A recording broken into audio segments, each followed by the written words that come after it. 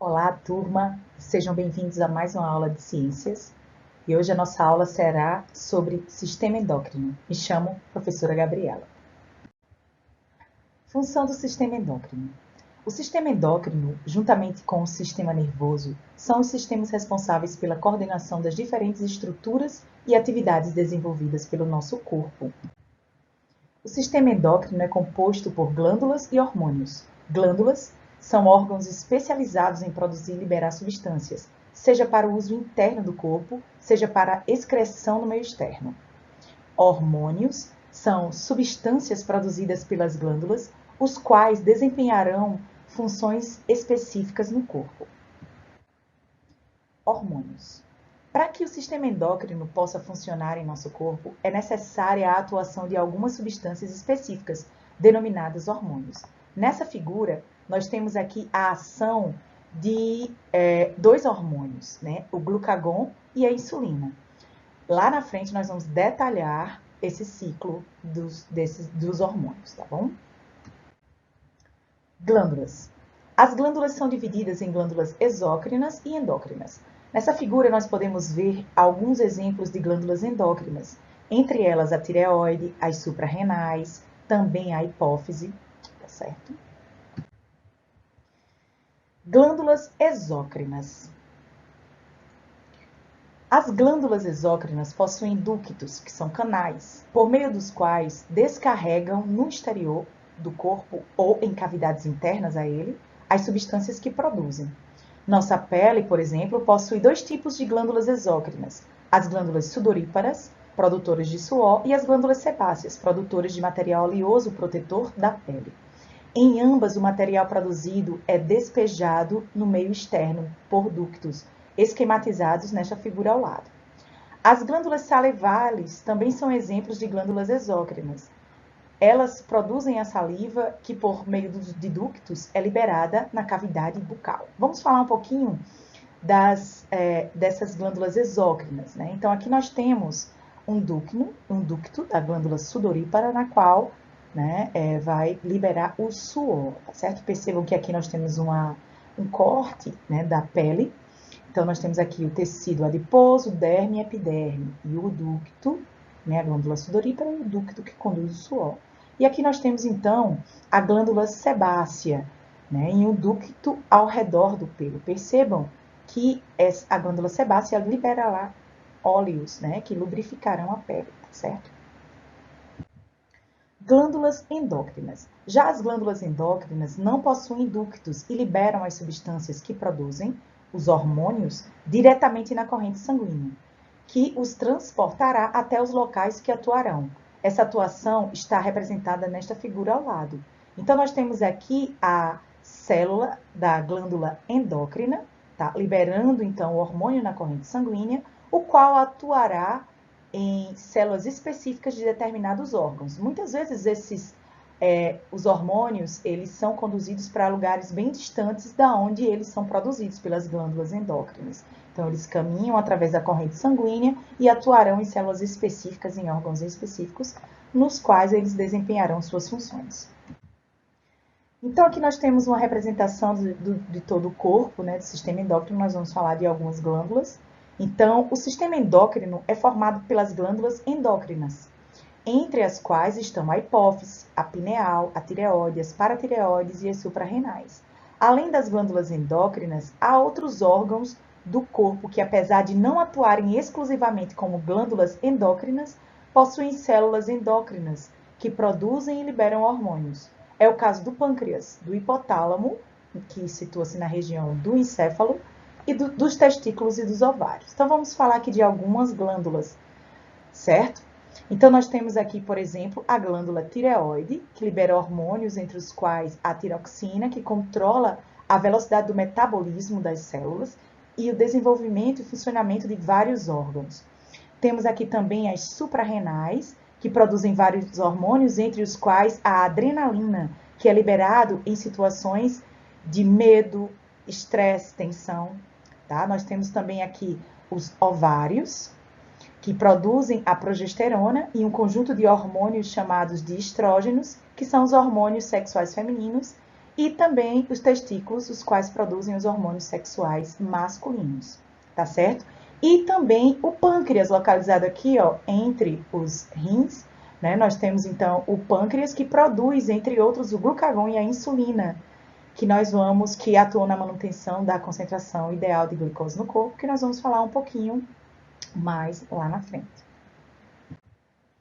Então, aqui nós temos o esquema da atuação dos hormônios nas células-alvos. Então, como é que funciona nas células-alvo, né? Como é que funciona a atuação dos hormônios? Então, o órgão do sistema endócrino, né, a célula ou a glândula produz o hormônio.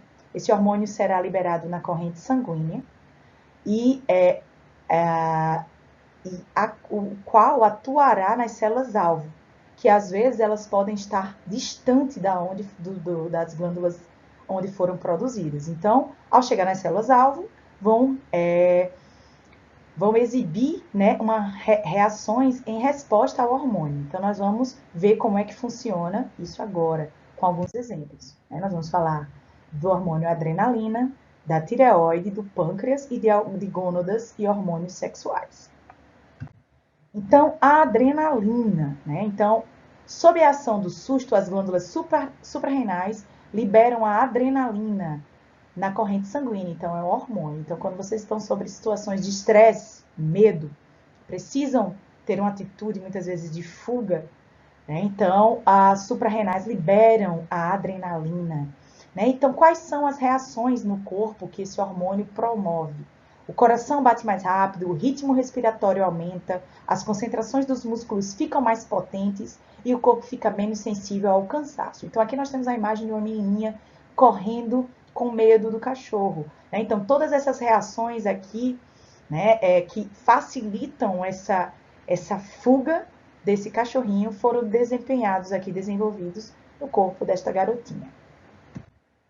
Então, nós temos um outro exemplo que nós vamos falar aqui, é da glândula tireoide, né? Então, a tireoide é uma glândula situada na base do pescoço. Entre os hormônios produzidos por ela está a tiroxina, que tem efeito sobre a maioria das células do corpo, controlando o metabolismo, conjunto das atividades realizadas pelas células.